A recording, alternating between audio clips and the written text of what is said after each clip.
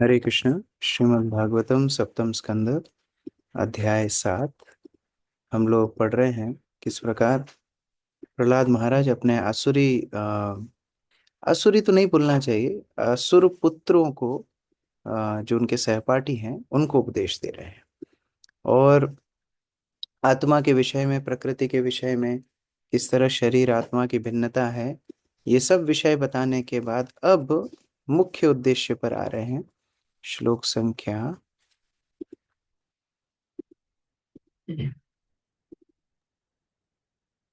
28। तस्माद् भवद्भिः कर्तव्यं कर्माणं त्रिगुणात्मनं बीजनिर्हणं योगा प्रवाहो परमो धिया। शालिनी माता जी। अतएव है अतएव है मित्रों, असुर पुत्रों, तुम्हारा कर्तव्य है कि कृष्ण भावनामृत को ग्रहण करो, जो प्रकृति के गुणों द्वारा कृत्रिम रूप से उत्पन्न सकाम कर्मों के बीज को जला सकता है और जागृत, स्वप्न तथा सुषुप्त अवस्था में वृद्धि के प्रवाह को रोक सकता है। दूसरे शब्दों में, कृष्ण भावनामृत ग्रहण करने पर मनुष्य का अज्ञान तुरंत विनष्ट हो जाता है। तस्मात् इसीलिए, अब जितनी भी अविद्याओं के आवरण से तुम मुक्त होना चाहते हो, भवद्भिः कर्तव्यम, अगर वास्तव में तुम ये जानना चाहते हो कि करणीय क्या है, जीवन का उद्देश्य क्या है, तो सुनो, कृष्ण भक्ति में अग्रसर हो। जितना कृष्ण भक्ति को ग्रहण करोगे, कृष्ण भावना भावित होगे, उतना अविद्या से मुक्त हो जाओगे। तात्पर्य राघव प्रभु पढ़ो। अनम्यूट करना। तात्पर्य। भगवद गीता में पुष्टि की गई है, माम चयो व्यभिचारेण भक्ति योगेन सेवते सगुणान् समतीत्येतान् ब्रह्म भूयाय कल्पते। जो पूर्ण भक्ति में लगा रहता है, जो किसी भी परिस्थिति में च्युत नहीं होता, वह तुरंत ही प्रकृति के गुणों को पार करके ब्रह्म पद को प्राप्त होता है। भक्ति योग के अभ्यास द्वारा मनुष्य तुरंत ही आध्यात्मिक पद को प्राप्त होता है, जो भौतिक प्रकृति के तीन गुणों के कारणों से परे है। अज्ञान की जड़ भौतिक चेतना है, जिसे आध्यात्मिक चेतना या कृष्ण भावनामृत द्वारा काटा जा सकता है। बीज हरणम शब्द भौतिक जीवन के मूल कारण को भस्मसात करने को बताता है। मेदिनी कोश में ठीक पढ़ो। मेदिनी कोश में मोह की परिभाषा उसके फल के रूप में दी गई है। योगे पूर्वार्थ संप्राप्तो संगति ध्यान युक्तिषु। जब कोई अज्ञान के कारण विषम परिस्थिति में फंस जाता है, तो वह जिस विधि से इससे मुक्त हो पाता है, वह योग है। इसे ही मुक्ति भी कहते हैं। मुक्तिर्हत्वान्यथारूपम स्वरूपेण व्यवस्थिति ही। मुक्ति का अर्थ है अज्ञान या मोह की उस स्थिति का परित्याग, जिससे वह अपनी स्वाभाविक स्थिति के विपरीत सोचता है। अपनी स्वाभाविक स्थिति में लौट आने को मुक्ति कहते हैं, और जिस विधि से यह किया जाता है वह योग है। इस प्रकार योग कर्म ज्ञान तथा सांख्य से बढ़कर है। निस्संदेह योग जीवन का चरम लक्ष्य है। इसीलिए कृष्ण ने अर्जुन को सलाह दी कि वह योगी बन जाए। तस्माद् योगी भवार्जुन। भगवान कृष्ण ने आगे भी भगवत गीता में उपदेश दिया है कि उच्च श्रेणी का योगी वह है जिसने भक्ति का पद प्राप्त कर लिया है। योगी नाम अपि सर्वेषां मद्गते अंतरात्मना श्रद्धावान भजते यो माम समय युक्त तमो मतः। समस्त योगियों में जो योगी अत्यंत श्रद्धा पूर्वक दिव्य प्रेम भक्ति में मेरी पूजा करते हुए सदैव मुझी में लगा रहता है, वह मुझसे योग द्वारा घनिष्ठता पूर्वक जुड़ा रहता है और सबों में श्रेष्ठ होता है। अतएव जो व्यक्ति अपने हृदय में कृष्ण का सदैव चिंतन करता है, वह सर्वश्रेष्ठ योगी है। इस सर्वश्रेष्ठ योग प्रणाली का अभ्यास करके वह भौतिक दशा से मुक्त हो जाता है। श्रील विश्वनाथ चक्रवर्ती ठाकुर इस संदर्भ में उदाहरण देते हैं कि जैसे कोई व्यक्ति चलता है, तो एक पैर आगे रखता है और साथ साथ पीछे का पैर उठाता है। ये दोनों क्रिया एकदम साथ साथ में ही होती है। पीछे का पैर उठता जाएगा, आगे का पैर आगे बढ़ता जाएगा। इस तरह व्यक्ति आगे चढ़ता है। तो मुक्ति और योग ये एक साथ ही चलते हैं। भौतिक संसार से मुक्ति होने का मतलब है भगवान से जुड़ना, और भगवान से जुड़ने का मतलब है भौतिक संसार से मुक्त होना। अविद्या को दूर करने का मतलब है भगवत ज्ञान का जागरण होना।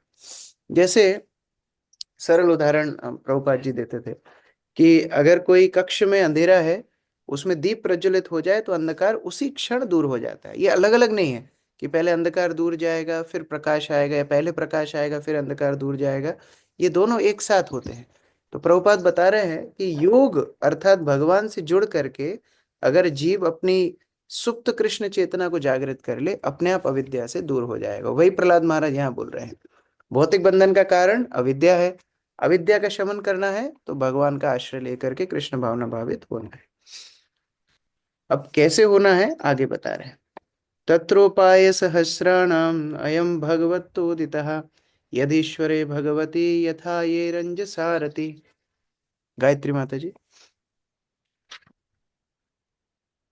हरे कृष्ण। भौतिक जीवन से छूटने हेतु जितनी विधियां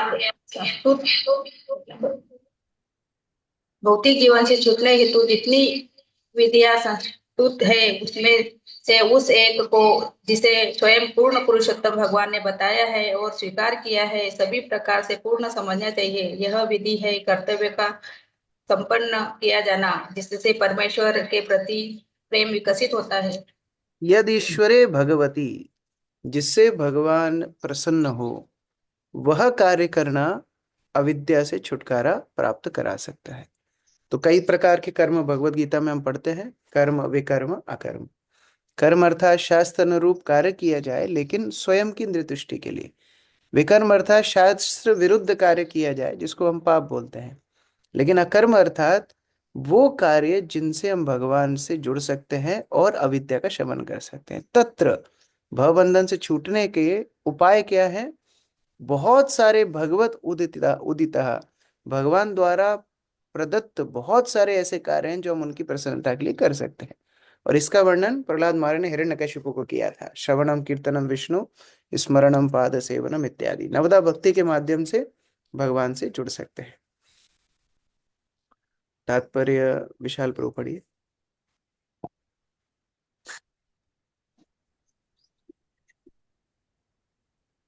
तात्पर्य, उन अनेक योग विधियों में से जो मनुष्य को भव कल्मश के बंधन से ऊपर उठाती हैं, उस एक विधि को जिसे भगवान ने संस्तुत किया है सर्वश्रेष्ठ समझना चाहिए। यह विधि भगवत गीता में स्पष्टतः बतलाई गई है, जहाँ भगवान कहते हैं, सर्वधर्मान परित्यज्य मामेकम शरणम व्रज। सारे धर्मों को त्याग कर केवल मेरी शरण ग्रहण करो। यह विधि सर्वश्रेष्ठ है, क्योंकि भगवान आश्वस्त करते हैं, अहम त्वाम सर्व पापेभ्यो मोक्षयिष्यामि मा शुचः। मैं तुम्हें सारे पापों से मुक्त कर दूंगा, तुम डरो मत। चिंता करने की कोई बात नहीं है, क्योंकि स्वयं भगवान आश्वस्त कर रहे हैं कि वे अपने भक्त की रखवाली करेंगे और उसे पाप कर्मों के फलों से बचा लेंगे। भवबंधन पाप कर्मों का ही फल है। इसीलिए चूंकि भगवान आश्वस्त कर रहे हैं कि वे सकाम कर्मों के फलों को दूर कर देंगे, अतएव चिंता करने की कोई बात नहीं है। इसीलिए आत्मा के रूप में अपनी स्थिति को समझने तथा अपने को भक्ति में लगाने की विधि सर्वोत्तम है। संपूर्ण वैदिक कार्यक्रम इसी सिद्धांत पर टिका है और मनुष्य इसे वेदों में संस्तुत की गई विधि से समझ सकता है। यस्य देवे परा भक्ति यथा देवे तथा गुरौ तस्य ते कथिता अर्था प्रकाशन्ते महात्मनः।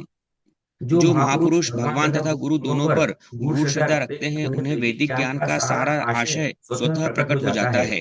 श्वेताश्वतर उपनिषद 6.23 मनुष्य को चाहिए कि ईश्वर के प्रतिनिधि स्वरूप शुद्ध भक्त को अपना गुरु मान ले और उसे भगवान के ही समान आदर प्रदान करे। यही सफलता का रहस्य है। जो इस विधि को ग्रहण करता है, उसे पूरी विधि याद हो जाती है। इस श्लोक में ये अंसारतिह शब्द यह बताते हैं कि गुरु की सेवा करने तथा उसकी शरण ग्रहण करने से मनुष्य को भक्ति प्राप्त होती है, और भक्ति करने से वह धीरे धीरे भगवान में आसक्त हो जाता है।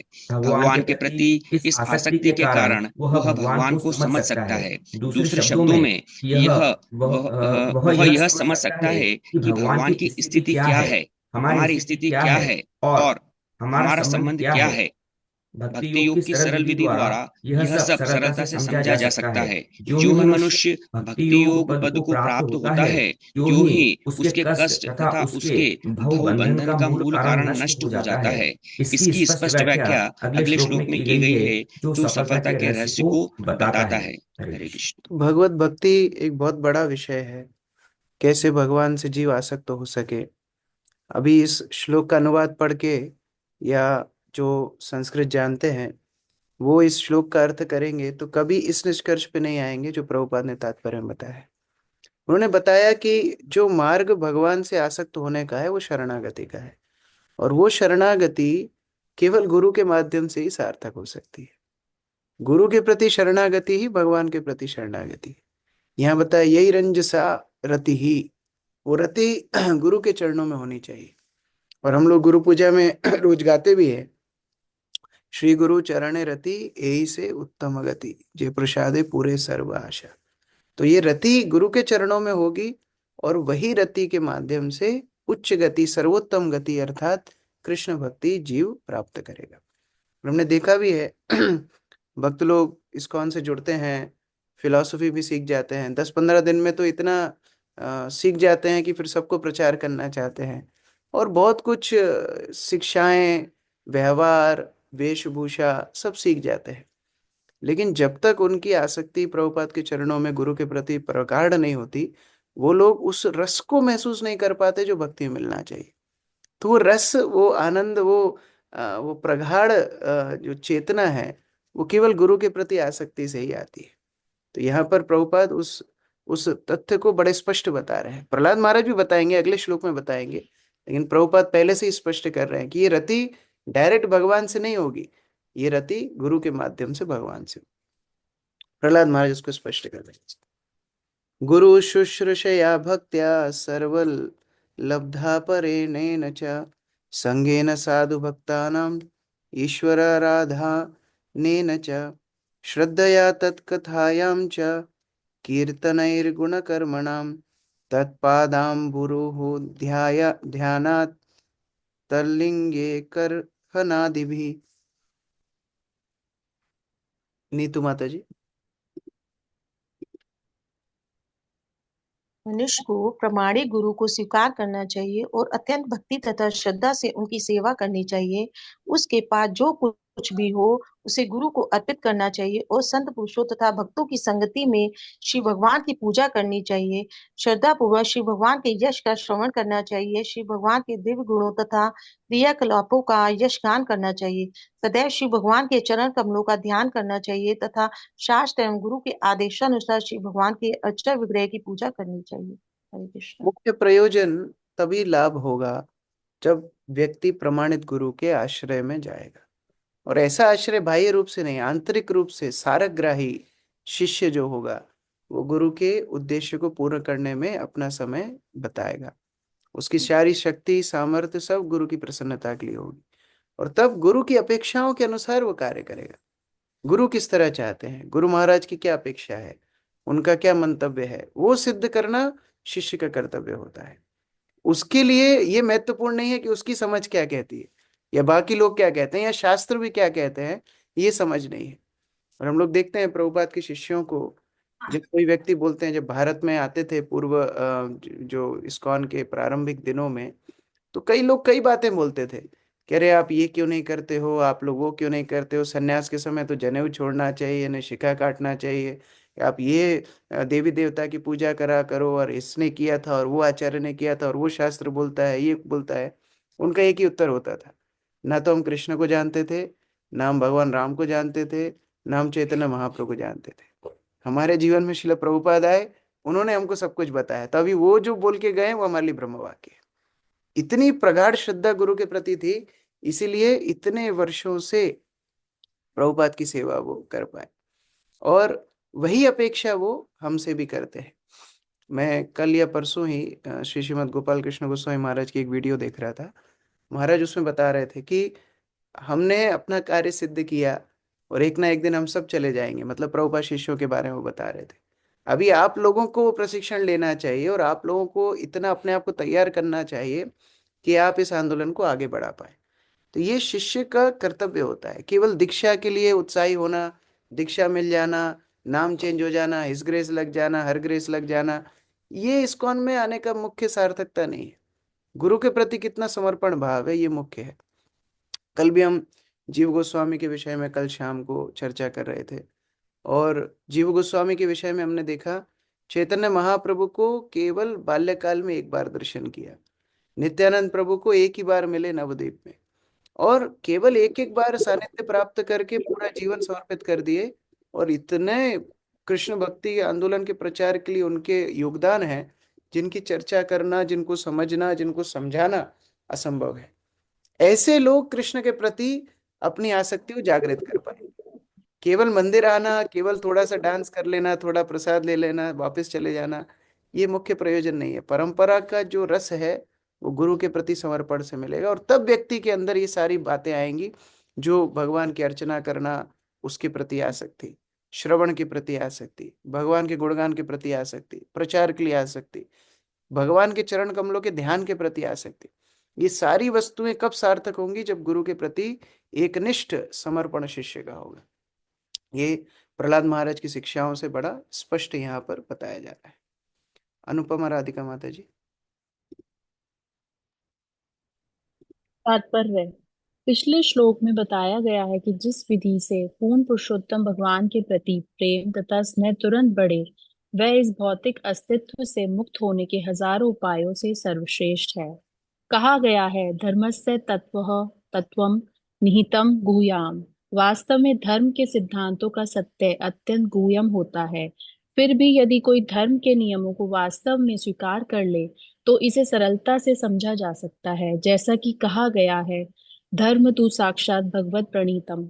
धर्म की विधि परमेश्वर द्वारा प्रतिपादित है, क्योंकि वे परम सत्ता है। पिछले श्लोक में भी इसे भगवत दोदित शब्द द्वारा सूचित किया गया है। श्री भगवान के आदेश अच्युत है और उनके लाभ पूर्णत निश्चित हैं। उनके आदेशानुसार धर्म का पूर्ण स्वरूप भक्ति योग है, जैसा कि श्लोक में बताया गया है। भक्ति योग का अभ्यास करने के पूर्व मनुष्य को प्रामाणिक गुरु स्वीकार करना चाहिए। श्रील रूप गोस्वामी ने अपने भक्ति रसामृत सिंधु में उपदेश दिया है, गुरु पादाश्रयस्त स्मतात कृष्ण दीक्ष दीक्षिक्षणम विषयम विषयम भेण गुरोम सेवा साधु वर्तमानु वर्तनम श्रद्धम प्रच्छा भोग दित्याग कृष्णस्य हेतवे। मनुष्य का प्रथम कर्तव्य यह है कि वह प्रामाणिक गुरु स्वीकार करे। छात्र या शिष्य को अत्यंत जिज्ञासु होना चाहिए। उसे सनातन धर्म के विषय में पूर्ण सत्य जानने हेतु उत्सुक रहना चाहिए। गुरु सुशिष्य शब्दों का अर्थ यह है कि वह स्वयं गुरु को शारीरिक सुविधाएं प्रदान करके, जैसे स्नान करते, वस्त्र बदलते, सोते, खाते समय सहायता पहुंचाकर उनकी सेवा करे। यह गुरु शुश्रणम कहलाता है। शिष्य दास की भांति गुरु की सेवा करे और उसके पास जो कुछ भी हो उसे गुरु को समर्पित करे। प्राणे अर्थित त्रयाः वाचः। प्रत्येक व्यक्ति के पास जीवन, संपत्ति, बुद्धि तथा वाणी होती है, और इन सब को गुरु के माध्यम से पूर्ण पुरुषोत्तम भगवान को अर्पित कर देना चाहिए। गुरु को सब कुछ कर्तव्य के रूप में अर्पित कर देना चाहिए, किंतु यह भेंट भौतिक प्रतिष्ठा प्राप्त करने हेतु बनावटी रूप से नहीं, अपितु हृदय से की जानी चाहिए। यह भेंट अर्पण कहलाती है। इसके साथ ही शिष्टाचार तथा भक्ति का समुचित आचरण सीखने हेतु उसे भक्तों तथा संत पुरुषों के साथ रहना चाहिए। इस संबंध में श्रील विश्वनाथ चक्रवर्ती कहते हैं कि गुरु को जो कुछ भी अर्पित किया जाए वह प्रेम तथा स्नेह पूर्वक किया जाए, भौतिक सत्वन हेतु नहीं। इसी प्रकार यह भी संस्तुति की गई है कि मनुष्य भक्तों की संगति करे, किंतु उसे विवेक से काम लेना चाहिए। वास्तव में साधु को अपने आचरण में संत सदृश होना चाहिए, साधव सदाचार। जब तक वह आदर्श आचरण से में दृढ़ नहीं रहता, उसका साधु पद पूर्ण नहीं है। अतएव एक वैष्णव या साधु को आदर्श आचरण में दृढ़ और पूर्ण रहना चाहिए। श्रील विश्वनाथ चक्रवर्ती कहते हैं कि वैष्णव का सम्मान वैष्णव के योग्य होना चाहिए, जिसका अर्थ यह है कि उसकी सेवा की जानी चाहिए तथा सत्वं किया जाना चाहिए। किंतु यदि वह संगति के उपयुक्त व्यक्ति नहीं है तो उसकी संगति नहीं करनी चाहिए। एक तात्पर्य में प्रभुपाद पूरा शिष्य के कर्तव्य को बता रहे हैं। क्या शिष्य के कर्तव्य होने चाहिए? सबसे पहले तो शिष्य को एक निष्ठा होनी चाहिए कि मैं धर्म के पथ पर चलूंगा। सबसे पहले धर्म क्या है? भगवान के निर्देश ही धर्म है। तो भगवान के निर्देशों के अनुसार मेरे जीवन को जीऊंगा, ये शिष्य का पहला निष्ठा होनी चाहिए। अब वो कहाँ से मुझे पता पड़ेंगे? गुरु से श्रवण करके मुझे पता पड़ेंगे। तो मैं गुरु से एकनिष्ठ होकर के श्रवण करूंगा एकाग्रता के साथ। क्योंकि कई बार पहले क्या होता था कि बहुत बहुत रेयर एसोसिएशन गुरु का मिलता था। जैसे रामानुजाचार्य प्रवचन कर रहे हैं, अब उस प्रवचन को सुनने के लिए कई कई मीलों तक चल करके लोग आते थे। रामानुजाचार्य अगले दिन दूसरे स्थान पे चले जाते, तो उनके जीवन में एक ही बार अपने गुरु का सानिध्य मिला। उसी तरह मध्वाचार्य इत्यादि। चैतन्य महाप्रभु भी जब दक्षिण भारत की यात्रा किए, वाराणसी में रूप गोस्वामी को प्रवचन किए, प्रयाग में सनातन गोस्वामी को प्रवचन किए इत्यादि, तो ये सभी प्रवचन एक एक बार किए।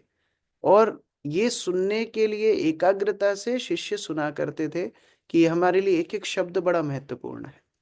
आज भी हमारे इस्कॉन में एक सेंटर है बेलगाम, तो वहाँ पर जो समुदाय है, वहाँ पर वो लोग एकदम सरल जीवन जीते हैं। तो इलेक्ट्रिसिटी यूज़ नहीं करते, कई भक्तों के पास फ़ोन भी नहीं है। तो जब वहाँ पर कोई गुरुजन आते हैं, तो क्योंकि रिकॉर्डिंग वगैरह किसी की व्यवस्था नहीं है, वो लोग बहुत एकाग्रता से सुन के एक एक शब्द को लिखते हैं।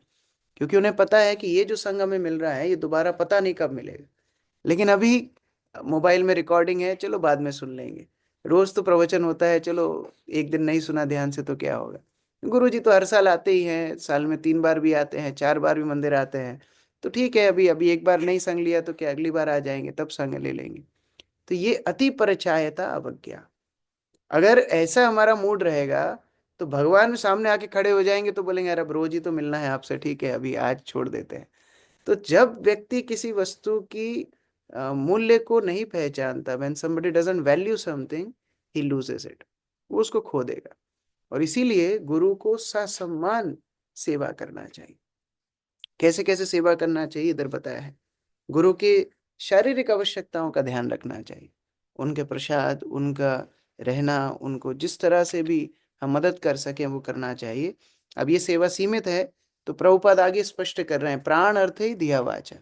ठीक है, अगर कोई इतना व्यक्तिगत सेवा नहीं कर पा रहा है या उस तरह की अपॉर्चुनिटी नहीं है, तो अपने प्राणों से, अपनी बुद्धि से, अपने धन से और अपने शब्दों से गुरु के वचन को सार्थक करना गुरु की सेवा है।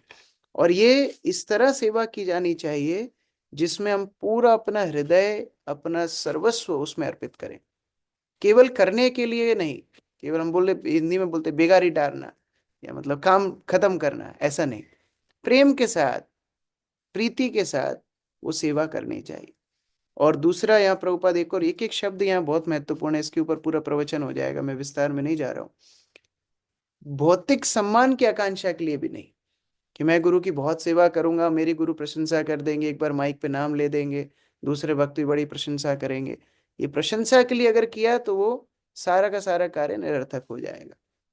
और ऐसे ऐसे मूड को, ऐसी ऐसी भावना को जागृत करने के लिए ऐसे भक्तों की संगति करना चाहिए जो गुरुनिष्ठ है।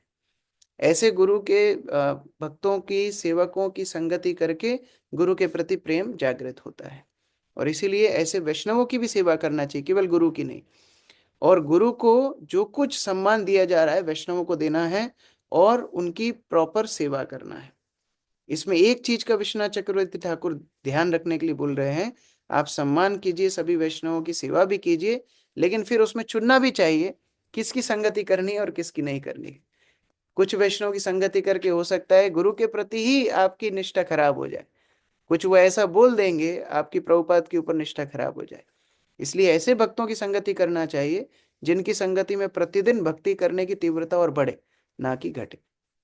तो बहुत बहुत एक एक परपट बहुत महत्वपूर्ण है। हरि सर्वेषु भूतेषु भगवानस्त ईश्वरा इति भूतानि मनसा कामस्ते साधु मानयेत्। किरण माता जी। हरे कृष्णा। मनुष्य को चाहिए कि पूर्ण पुरुषोत्तम भगवान के उनकी अंतर्यामी प्रतिनिधि आत्मा स्वरूप में सदैव स्मरण करना, जो प्रत्येक जीव के अंतःकरण में स्थित है। इसी प्रकार उसे जीव की स्थिति या स्वरूप को अनुसरण प्रत्येक जीव का आदर करना चाहिए। हरे कृष्णा। तो अभी दो विषय वस्तु ज्ञान और भक्ति दोनों के विषय में प्रहलाद महाराज बता रहे हैं। सर्वप्रथम संबंध ज्ञान पूरा बताया और अभी भक्ति के विषय में बता रहे हैं। तो भक्ति की शुरुआत गुरु को समर्पण करके, गुरु के आदेश पालन करके, और फिर भगवान को प्रत्येक जीव के हृदय में दर्शन करना। ये किसी भी जीव से ईर्ष्या अगर हमारे हृदय में होगी तो हरिनाम का जप हम नहीं कर पाएंगे। किसी भी जीव के प्रति दुष्व्यवहार, दुर्वासना होगी, भोग वासना होगी तो हरिनाम का जप नहीं हो पाएगा। इसलिए सभी जीवों को ससम्मान हमें देखना है। तात्पर्य। जय माता जी।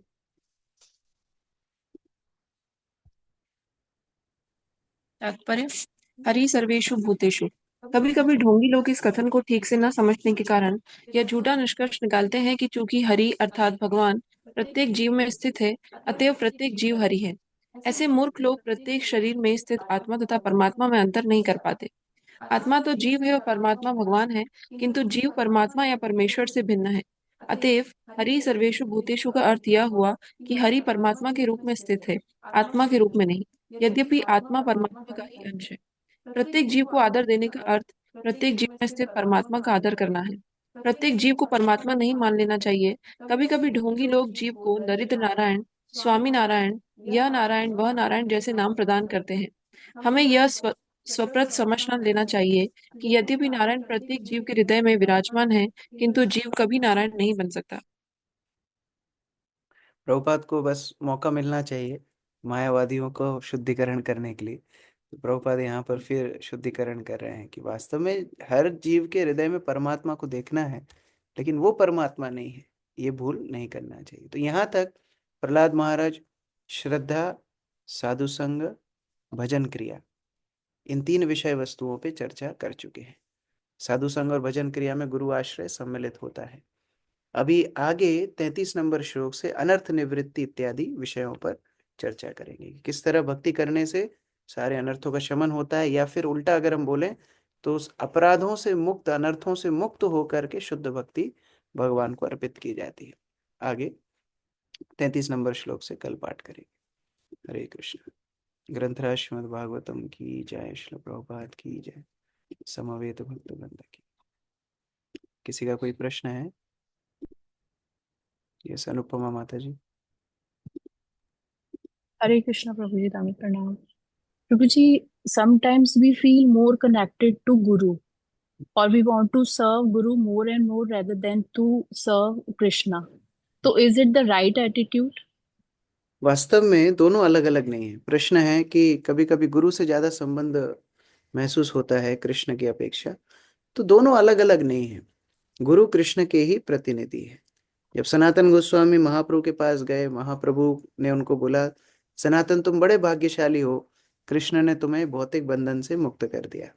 सनातन गोस्वामी उत्तर देते हैं कि मैं कृष्ण को नहीं जानता, कौन कृष्ण है मैं नहीं जानता, मैं तो आपको जानता हूँ, आपने मुझे मुक्त किया इतना मैं जानता हूँ, कृष्ण को मैं नहीं जानता। तो अंतर दोनों में वास्तव में है नहीं। हम लोग जब गुरु को षोडशोपचार अर्चन करते हैं तो सर्वप्रथम गुरु का ध्यान होता है। और ध्यान कैसा होता है कि योग पीठ में सूर्योदय के समय पर सुंदर सिंहासन पे श्री चैतन्य महाप्रभु बैठे हुए हैं, उनके बाएं भाग पर नित्यानंद प्रभु बैठे हैं, गदाधर पंडित दाएं भाग पर बैठे हुए हैं, श्रीवास छत्र पकड़ के बैठे हुए हैं, अद्वैत आचार्य पास में बैठे हुए हैं, और उन्हीं के पास एक छोटा सा आसन लगा है जिसपे हमारे गुरु भी बैठे हुए। इस तरह ध्यान होता है। तो कृष्ण और गुरु को अलग अलग हम नहीं कर सकते। जहाँ कृष्ण का ध्यान है वहाँ गुरु है ही, जहाँ गुरु का ध्यान है वहाँ कृष्ण है ही। लेकिन प्रारंभिक स्तर पे ये गुरु के प्रति प्रेम शिष्य के लिए सहज होता है, आसान होता है, इसलिए उसमें कोई दो राय नहीं है। प्रभुपाद को ही पूछा गया था, प्रभुपाद को किसी ने पूछा कि शिला प्रभुपाद, अगर अंतिम समय में हम आपको स्मरण करें तो क्या होगा? तो प्रभुपाद बोले, जो कृष्ण को स्मरण करने से होगा वही होगा, क्योंकि दोनों अलग अलग नहीं है, वो प्रतिनिधि है। तो इसीलिए गुरु के प्रति उस तरह सम्मान भाव रखना, निष्ठा रखना, आसक्ति रखना गलत नहीं है। लेकिन गलत कब होगा? दो क्षेत्रों में गलत होगा। एक तो गुरु तत्व को सम्मान होना चाहिए, ऐसा नहीं कि केवल मेरे गुरु और किसी को नहीं, गुरु तत्व का सम्मान होना चाहिए। मुख्यतः शिला प्रभुपाद हमारे मुख्य गुरु हैं, और उसके साथ में जितने भी वैष्णव हमें भक्ति में प्रशिक्षण दे रहे हैं, चाहे वो रूप गोस्वामी से शुरू करके कोई नवीन भक्त भी हो, सब गुरु तत्व है, तो उन सबका सम्मान हो। प्रभुपाद भी तात्पर्य बोल रहे थे, गुरु और गुरु के साथ वैष्णव दोनों का। तो एक तो वो ध्यान ध्यान रखना है, और दूसरा मायावादी नहीं बनना चाहिए कि अब गुरु की ही हम पूजा करेंगे, भोग भी हम गुरु को ही लगा देंगे, माला भी गुरु को ही पहना देंगे, फिर नाम भी जब गुरु के नाम का ही करेंगे, तो फिर वो भी एक दूसरा डेविएशन हो सकता है। तो कृष्ण की ही पूजा करेंगे, लेकिन गुरु हमारे माध्यम है, जिनके माध्यम से हम कृष्ण तक पहुंचते हैं। दोनों बात का ध्यान रखा जाए। ठीक है, thank you very much. Hare Krishna. Saurabh Prabhu. Hare Krishna Prabhuji. My question is, what is the role of the physical health and mental health in longer period of bhakti? Because कहीं ना कहीं वो थोड़ा लगता है कि we are ignoring that in our bhakti movements. बहुत अच्छा प्रश्न पूछा आपने। मैं हिंदी में उत्तर दे रहा हूँ क्योंकि अधिकांश भक्त इंग्लिश नहीं समझते।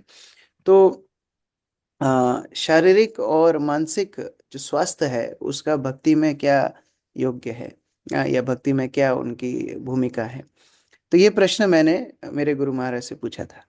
तो उनको मैंने पूछा था कि गुरु महाराज, हम लोग सुनते हैं कि आहार निद्रा भय मैथुन कम होना चाहिए, eating and sleeping should reduce, खाना और सोना कम होना चाहिए, लेकिन मैं अपने व्यवहार में देखता हूँ, जब मैं भूखा होता हूँ तो चिड़चिड़ा हो जाता हूँ, नींद पूरी नहीं होती है तो बहुत चिड़चिड़ा हो जाता हूँ, फिर लड़ाई झगड़ा करता हूँ, भक्तों का अपराध करता हूँ। तो गुरु महाराज ने उत्तर दिया, देखो, there is difference between perfectional stage and practising stage. एक जो अभ्यस्त है, जो निष्ठ है, जो सिद्ध है, उसकी बात अलग है, और जो अभ्यास कर रहा है, जो अभी साधक है, उसकी बात अलग है। तो हम षड गोस्वामियों के विषय में सुनते हैं कि निद्रा आहार विहार तादि विजितौ, उन्होंने निद्रा पे जय कर लिया, आहार पे जय कर लिया, विहार पे जय कर लिया, तो उनकी शारीरिक आवश्यकताओं को उन्होंने एकदम नेग्लेक्ट कर दिया। लेकिन राधानाथ महाराज अपने प्रवचन में बोल रहे थे, एक दिन भी अगर हमने षड गोस्वामियों का अनुकरण करने की कोशिश किया, we try to imitate them, we will die same day. उनकी जैसी जीवन शैली हम जी नहीं सकते।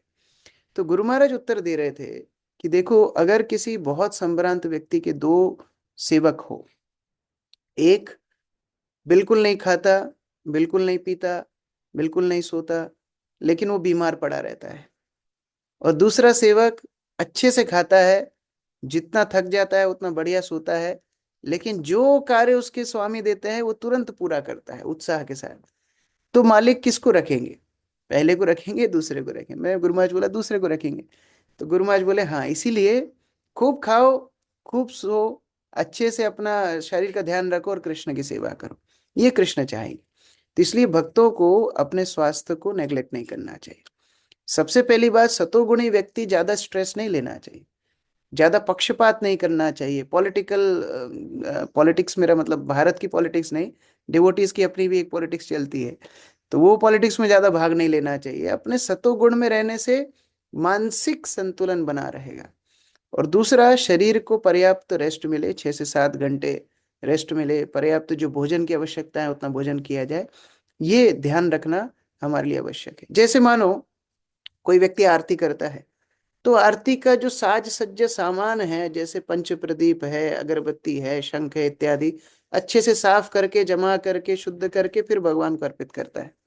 उसी तरह से शरीर ये यंत्र है, जिस यंत्र से हम भगवान की सेवा करते हैं, तो उसको उसी तरह ध्यान रखना चाहिए जिस तरह हम भगवान की सेवा के अलग अलग पैराफर्नेलिया का ध्यान रखते हैं। ये बहुत आवश्यक है।